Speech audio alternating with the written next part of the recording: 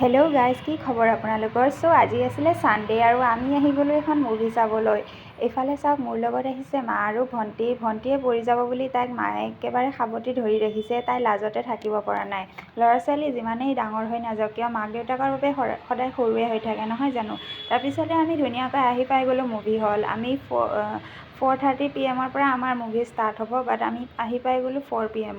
So' half an hour আমি এনেই অলপ ঘূৰা ফুৰা কৰিলোঁ, কিবা কিবি খালোঁ আৰু ফটো চটো অলপ ক্লিক কৰি ল'লোঁ। তাৰপিছত এইফালে পল্টন বজাৰখনৰ ভিউটো চাই অলপ বহি আছোঁ। তাৰপিছতে আমাৰ বহুতে আহি গ'ল শ্ব' টাইম। আমি ভিতৰত এণ্ট্ৰি কৰিলোঁ। এণ্ট্ৰি কৰি আমি ধুনীয়াকৈ ছিটবোৰ নিজৰ চাই লৈ বহি গ'লোঁ। তাৰপিছত মুভিখনৰ বাবে মই ৱেইট কৰি আছোঁ। মই বহুত এক্সাইটেড।